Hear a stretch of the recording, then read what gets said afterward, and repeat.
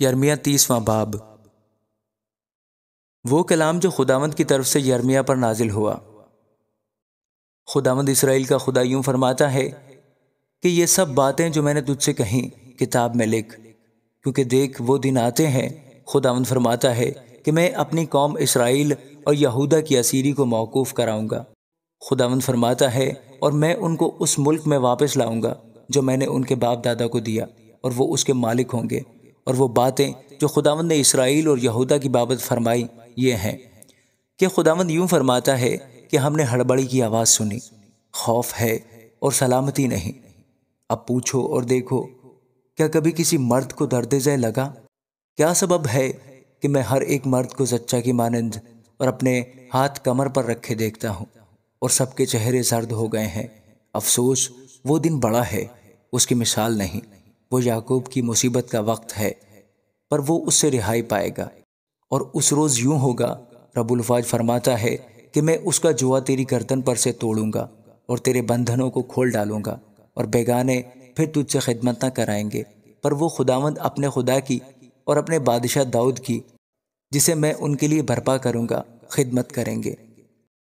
اس لیے اے میرے خادم یعقوب، ہراساں نہ ہو، خداوند فرماتا ہے، اور اے اسرائیل، گھبرا نہ جا، کیونکہ دیکھ میں تجھے دور سے اور تیری اولاد کو اسیری کی سرزمین سے چھڑاؤں گا، اور یعقوب واپس آئے گا اور آرام و راحت سے رہے گا، اور کوئی اسے نہ ڈرائے گا، کیونکہ میں تیرے ساتھ ہوں، خداوند فرماتا ہے، تاکہ تجھے بچاؤں۔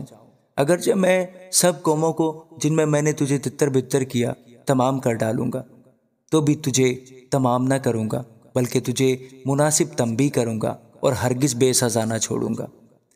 کیونکہ خداوند یوں فرماتا ہے کہ تیری خستگی لا علاج اور تیرا زخم سخت دردناک ہے۔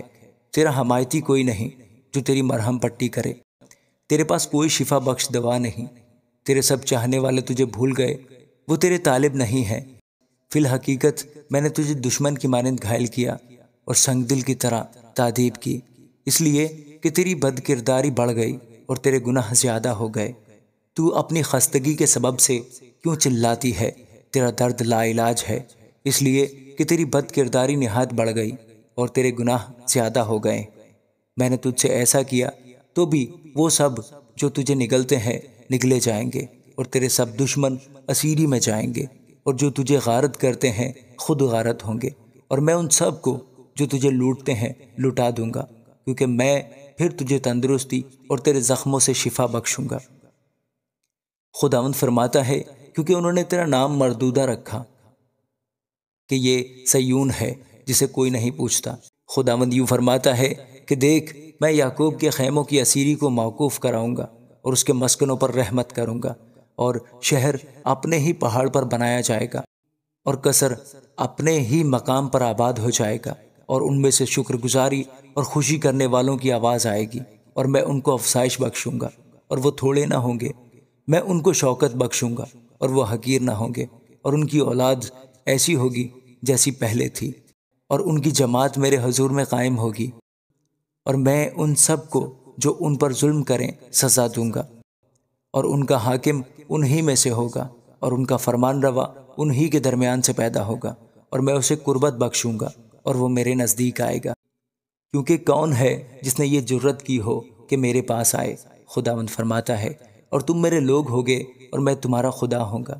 دیکھ، خداوند کی قہر شدید کی آندھی چلتی ہے، یہ تیز طوفان شریروں کے سر پر ٹوٹ پڑے گا۔ جب تک یہ سب کچھ ہو نہ لے اور خداوند اپنے دل کے مقصد کو پورا نہ کر لے، اس کا قہر شدید موقوف نہ ہوگا۔ تم آخری دنوں میں اسے سمجھو گے۔ آمین۔